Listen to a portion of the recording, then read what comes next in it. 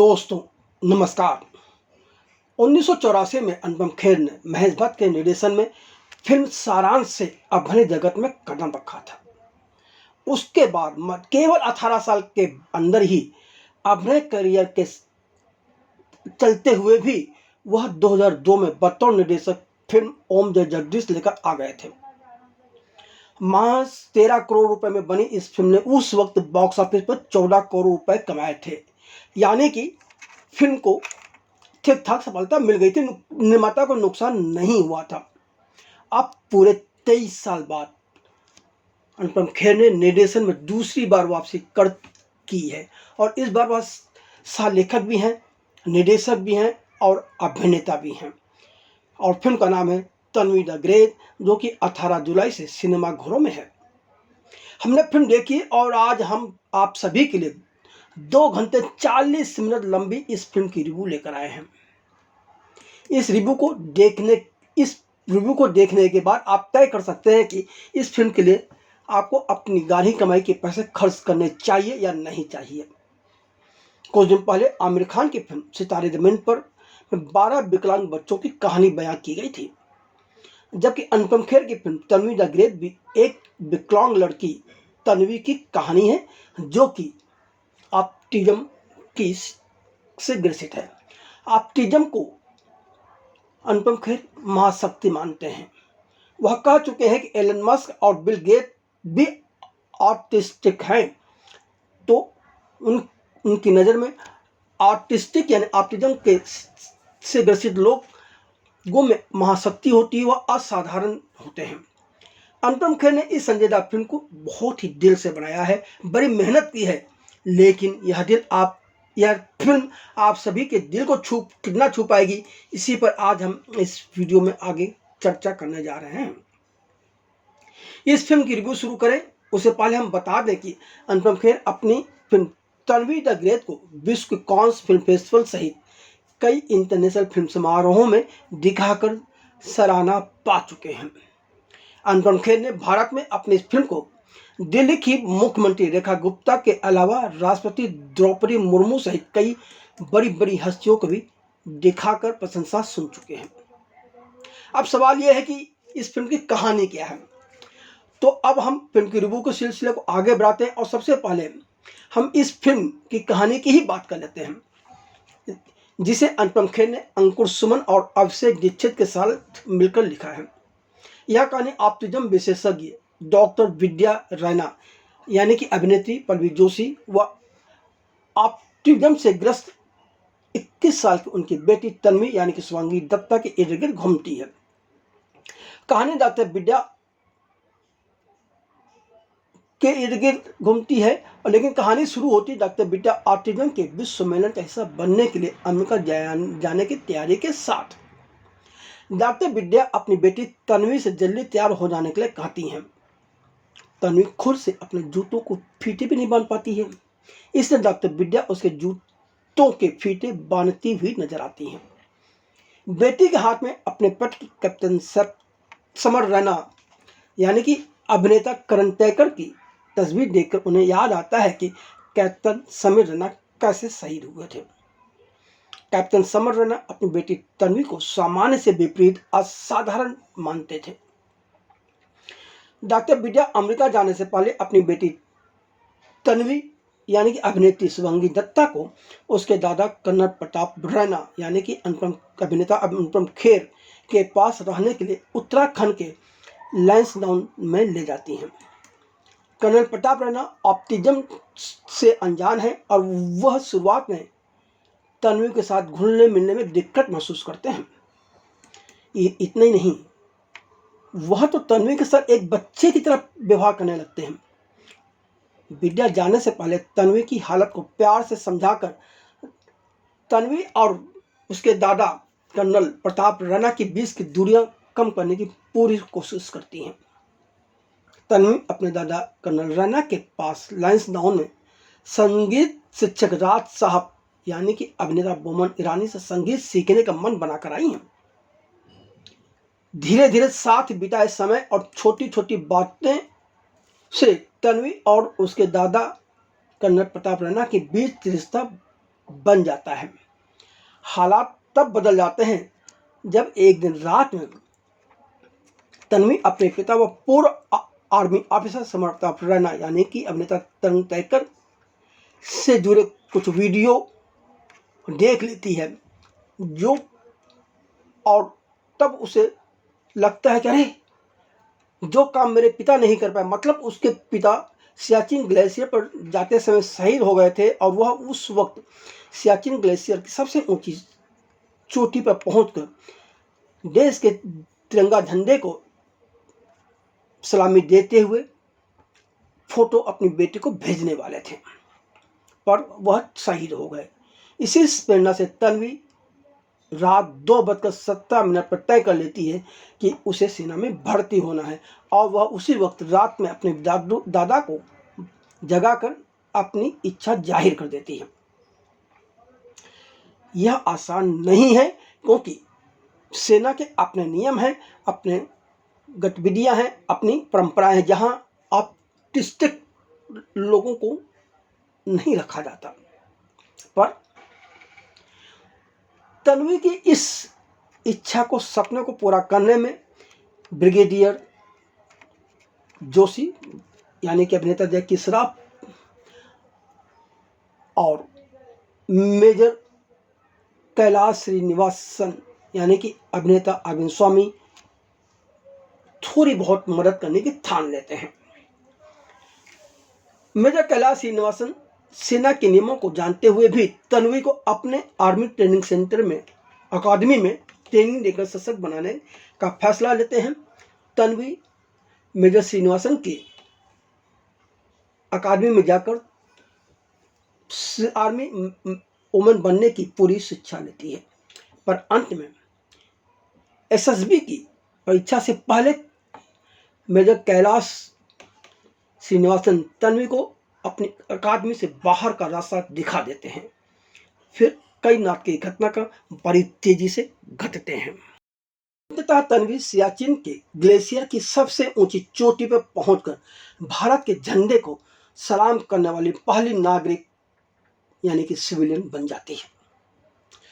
आइए अब बात की जाए कि इस फिल्म की पॉजिटिव पॉइंट्स क्या हैं और उसके नेगेटिव पॉइंट क्या हैं। जब हम इस फिल्म की रिव्यू करने बैठते हैं और पॉजिटिव या नेगेटिव बातों को सोचने लगते हैं तो हमारे दिमाग में सबसे पहली बात आती है कि अधजल गगरी छलकत जाए। जी हाँ, अनुपम खेर ने 23 साल बाद निर्देशन के क्षेत्र में कदम रखते हुए विषय तो बहुत सही चुना है। ऑप्टिज्म एक ऐसा विषय जिस पर फिल्में बनने चाहिए और इस पर ज़्यादा से ज़्यादा बातें की जानी चाहिए। ऑप्टिज्म के प्रति लोगों की भी जागरूकता आनी चाहिए क्योंकि यह बहुत ज़रूरी है। लेकिन अनुपम खेर ने एक बहुत बड़ी गलती कर दी जिसकी वजह से उनकी सारी मेहनत बेकार हो गई और यह मसला पूरी तरह से अधजल गगरी छलकत जाए वाला हो गया। अनुपम खेर ने इस फिल्म को बनाने से पहले ऑटिज्म पर बनी इंटरनेशनल फिल्मों को देखना जरूरी नहीं समझा।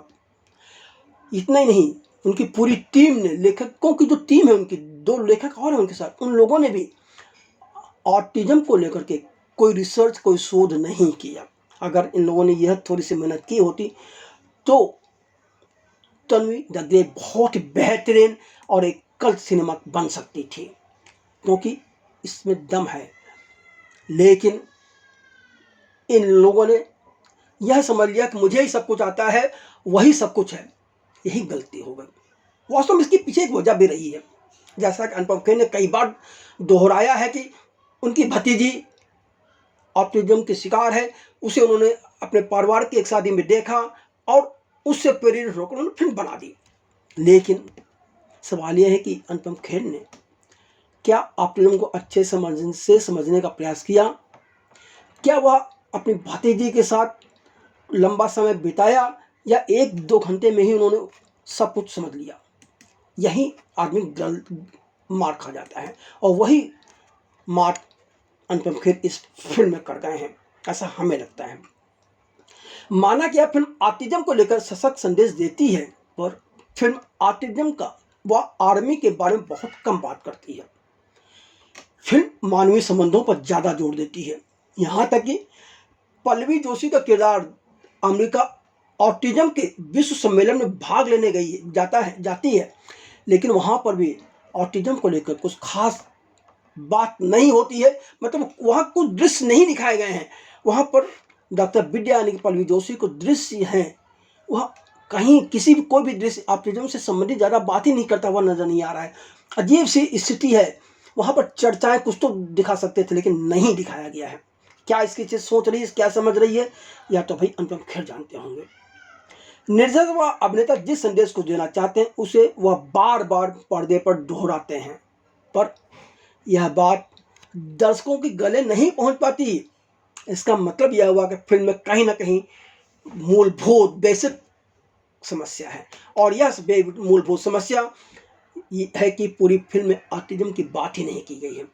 ऑटिज्म की बजाय यह फिल्म पूरी तरह से स्वीकृति के बारे में है, खुद की, दूसरों की, और इस विचार की कि अगर कोई आप पर विश्वास करता है तो कोई भी सपना बहुत बड़ा नहीं होता है। ऑटिज्म और खुद की स्वीकृति के बीच के फर्क को अनुपम खेर समझ नहीं पाए और उसको इस फिल्म में उस दृष्टिकोण के साथ पेश नहीं कर पाए, और यही यह फिल्म बहुत कमज़ोर हो जाती है। दूसरी चीज़, इस फिल्म की लंबाई बहुत ज़्यादा है। फिल्म के तमाम दृश्य और कहानी को बहुत जबरन खींचा हुआ गया है। फिल्म की लंबाई 2 घंटे 40 मिनट के बजाय एडिटिंग टेबल कस के इसे 2 घंटे तक ये ले गए होता तो भी यह फिल्म बेहतर हो सकती थी। फिर भी इसमें कोई दो राय नहीं है कि यह फिल्म हौसला देती है, जिंदगी में एक नया मोटिवेशन भी देती है, सेना का सम्मान भी बढ़ाती है, पर इस फिल्म में कमियां कम नहीं है। इस फिल्म का जो क्लाइमैक्स है वो बहुत कमजोर हो गया है। फिल्म के क्लाइमैक्स में जब तन्वी सियाचिन के ग्लेशियर पर जाके तिरंगे झंडे को सलाम करती है, सलामी देती है, उस वक्त जो माहौल होना चाहिए, जो जिस ढंग से दृश्य चित्रित किया जाना चाहिए था कि हाल में बैठा हर दर्शक के अंदर देशभक्ति का एक जज्बा उभरना चाहिए था, पर ऐसा कुछ नहीं होता है। यह दृश्य बहुत ही सामान्य सा है। कहीं ना कहीं यह भी लेखक और निर्देशक दोनों की गलती का नतीजा है। और तो और फिल्म में बोमन ईरानी जो कि संगीत शिक्षक रजा के किरदार में है, अगर हम उनके इस किरदार से जुड़े जितने भी सीन उन सबको हटा दें तो भी फिल्म की कहानी पर, कथानक पर कोई असर नहीं पड़ता। इसका तो यह किरदार जबरन ठूसा गया और बेवजह फिल्म की लंबाई बढ़ा दी गई है। यहाँ तक कि अनुपम के अपना जो इंट्रोडक्शन वाला सीन है वह भी सशक्त नहीं दिखा पाए। बहुत गड़बड़ मामला है। तो मेजर कैलाश श्रीनिवासन की अकादमी में आर्मी ट्रेनिंग के सीन भी बहुत ही चलताऊ हैं। अनुपम खेर ने हर सीन में खुद को ठूसने का प्रयास किया है। यदि यह कहा जाए तो कुछ भी गलत नहीं होगा। फिल्म के कई दृश्य व कहानी मैंने पहले भी कहा कि जबरन खींचे हुए हैं, और सबसे बड़ी चीज़ ये है, यह बहुत ही संजीदा और भावुकता वाली फिल्म है जिसमें भावनात्मक पलों का, इमोशनल पलों का घोर अभाव है। फिल्म का सीजीआई भी कमजोर है। यहाँ तक कि कैप्टन समर रैना के शहीद होने का दृश्य भी कंफ्यूजन पैदा करता है कि दर्शक समझ ही नहीं पाता कि यह जो विस्फोट हुआ है उसकी वजह क्या है। क्या कोई हमला है या किसी ने आतंकवादी हमला किया या क्या हुआ है, कुछ समझ नहीं रहा। उसको क्लियर नहीं किया गया है, बहुत धूलमुल कर दिया गया है। यह भी लेखक और निर्देशक दोनों की ही कमजोरी है। फिल्म के संगीतकार एम करीम है, पर अफसोस फिल्म का संगीत पर काफी कमजोर है। हाँ, फिल्म के कैमरामैन का काम प्रभावशाली है और उनकी तारीफ की जा सकती है।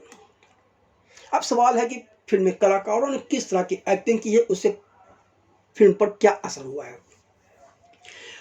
तो सबसे बड़ी चीज ये है कि जो तन्वी है, ऑटिज्म की शिकार लड़की, उसके कैरेक्टर को नई अदाकारा शुभांगी दत्ता ने निभाया है।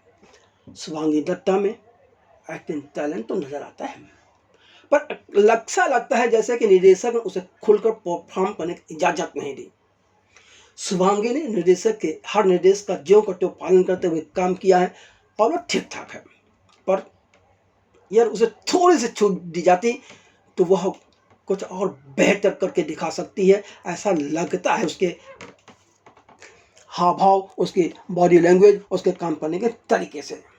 फिर भी शुभांगी ने अपनी तरफ से हर छोटी से छोटी बारीकियों को पकड़ने का पूरा प्रयास किया है। अब सवाल यह है कि फिल्म के बाकी कलाकारों का क्या स्थिति है। तो देखिए, यह फिल्म परफॉर्मेंस ओरिएंटेड फिल्म है। यहाँ हर कलाकार की बेहतरीन परफॉर्मेंस की बहुत ज़्यादा जरूरत है। यह फिल्म कोई संवादों वाली फिल्म नहीं है। यह फिल्म उन कलाकारों, माने फिल्म के हर कलाकार से एक्स्ट्रा ऑर्डिनरी परफॉर्मेंस की उम्मीद करती है। इस मामले में कई कलाकार मार खा गए हैं। हॉलीवुड कलाकार इयान ग्लेन ने बढ़िया काम किया है। छोटे से किरदार में जैकी श्रॉफ भी अच्छे लगे हैं। मेजर के किरदार में अरविंद स्वामी बिल्कुल परफेक्ट है। कैप्टन समर रैना के छोटे किरदार में करण तेका ने जान डाल दी है। ब्रिगेडियर किरण राव के छोटे किरदार में नासर ने भी अपनी उपस्थिति दर्ज कराने में सफल रहे हैं। तो यह थी इस फिल्म की रिव्यू। अब आप यह फिल्म देखने जाएं और आपको फिल्म पसंद आए ना आए, जो भी हो, आप अपनी राय लिख के हमें भी बताएं कि आपको फिल्म कैसी लगी, जिससे हमें और अच्छे ढंग से आप तक अपनी बात पहुंचाने में सुविधा होगी।